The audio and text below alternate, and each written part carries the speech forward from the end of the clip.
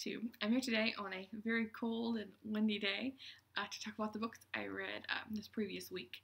I read quite a few, mainly because I read a lot of audiobooks and a children's book and a middle grade. So in total, I read 9 books, which is above my average. But like I said, I think part of it is like the momentum of the end of the month coming up, and so I wanted to, grab as many books as I could in there. But yeah, for just an arbitrary, reason. But so the first book I finished was for Victober. Oh, this glare. And again, maybe you can hear my upstairs neighbors. They're really loud. Maybe that's better. Yeah, Wuthering Heights by Emily Bronte. And this was a reread for me. I know one of the challenges. Oh, it's like really bad. One of the challenges was to pick one of your favorite books, a Victorian literature book, and then read a book that was published in that year. And so just that prompt alone made me think about which books that I really liked. And so this is one of them, so it made me want to reread it. And so this was published in 1847. So that made me read Vanity Fair because the prompt was to read a lesser known book, but I didn't really find any that I cared to read. But I did want to read Vanity Fair, so that's how I read that one. And actually, Vanity Fair tops this one when comparing them in the same month. But I of course, this one is still one of my favorites. I've read one book from each of the Bronte sisters, and this for sure is my favorite of Anne and Charlotte, Jane Eyre, and Lieutenant of Wellfell Hall were the other two that I've read by the Bronte sisters. But yeah, this one is very moody and dark, and it's a tale of revenge, and it isn't a happy story. I love the atmosphere, and the writing is spectacular. So yeah, if you're interested in picking up, I know a lot of people have read it with Victoria, and I think it's a very divisive book. Either you love it or you hate it. There's very few people I've seen that are just okay with it. But yeah, if you're interested in it, I would give it a go.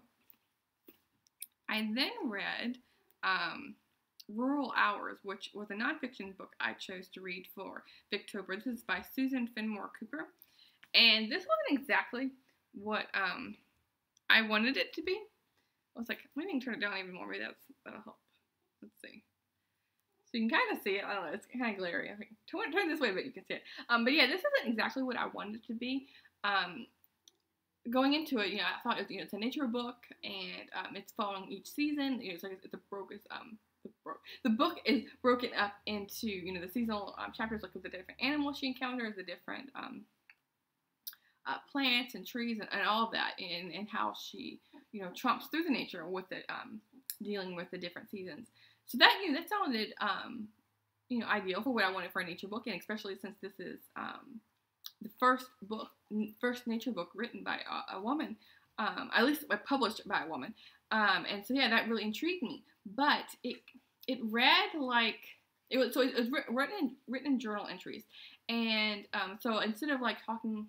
It does talk about her hiking and her adventuring out and what she sees, but it's written very, boring would be the word. For example, let's say she writes I went outside today and I saw a fern, and this fern it's shaped this way and it's this coloration, and it's often found in this.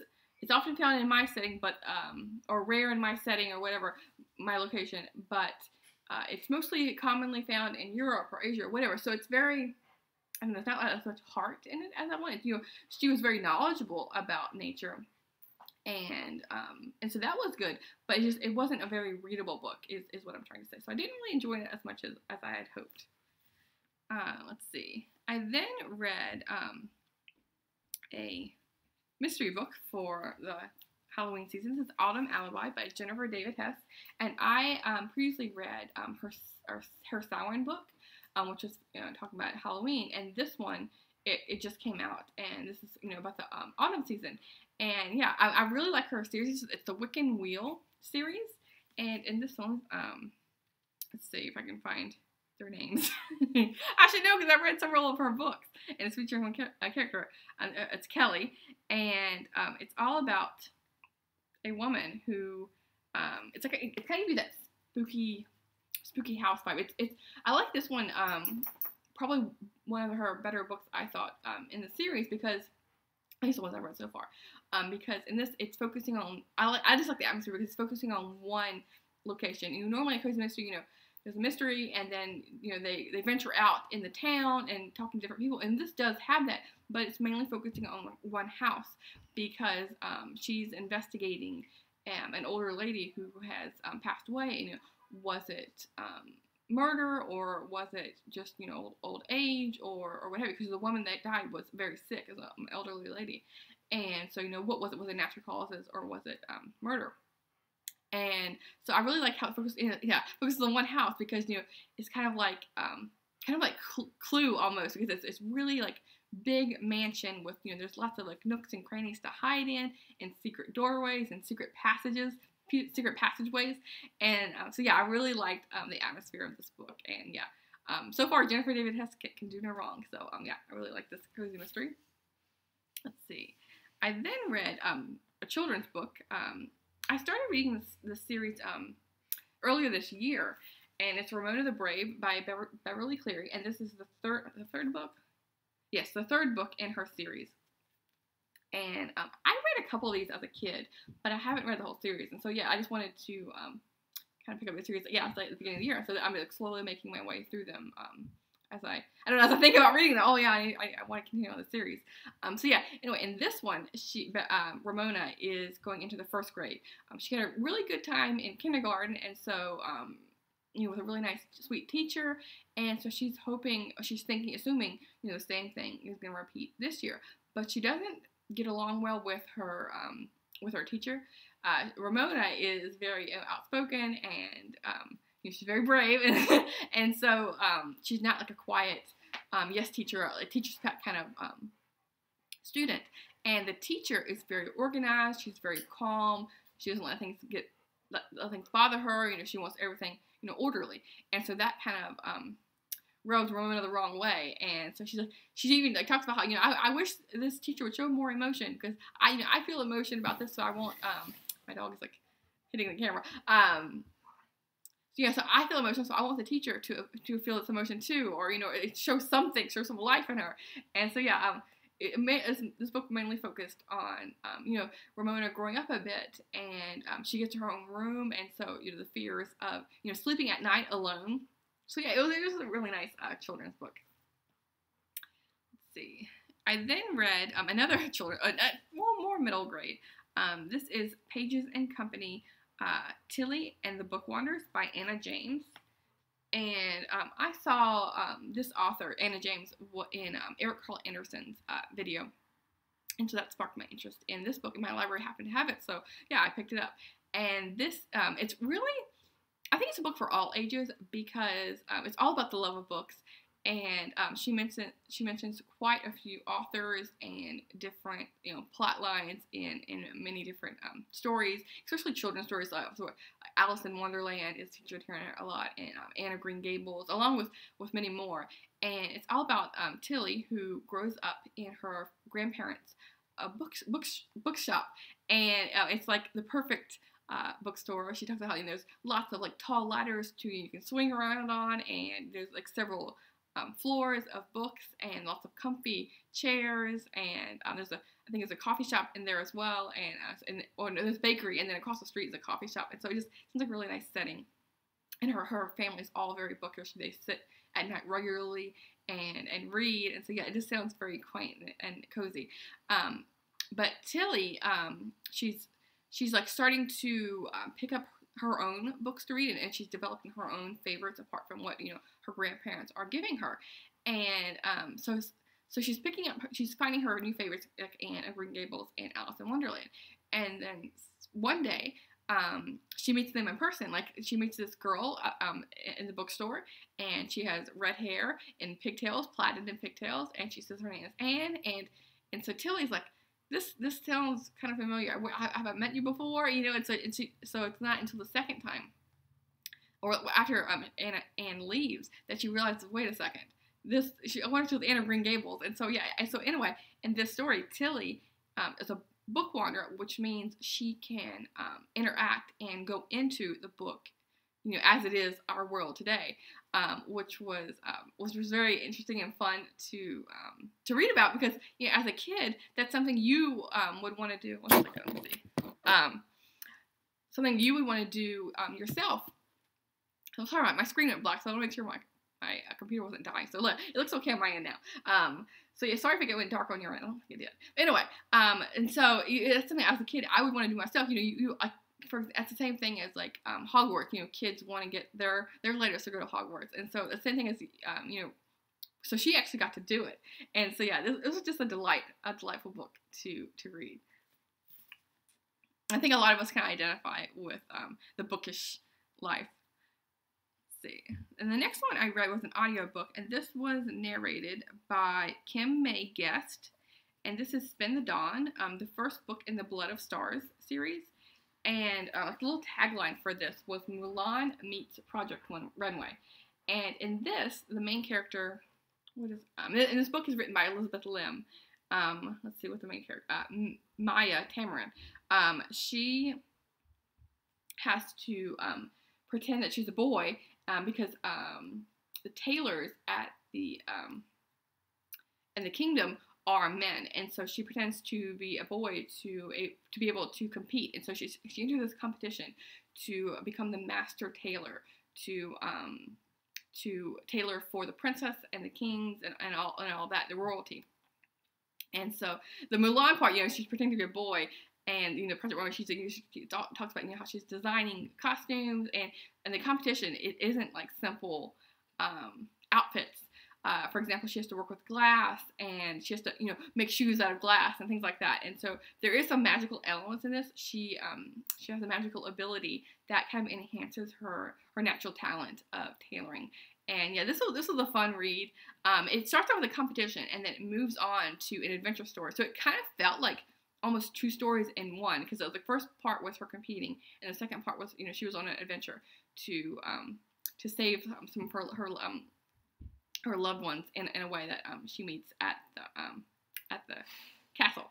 So yeah, this was really nice audiobook to listen to. And then I also listened to this one is narrated by Celeste Lawson, and this is Our Hearts Were Young and Gay, an unforgettable comic chronicle of innocence abroad in the 1920s. So that subtitle kind of describes the book.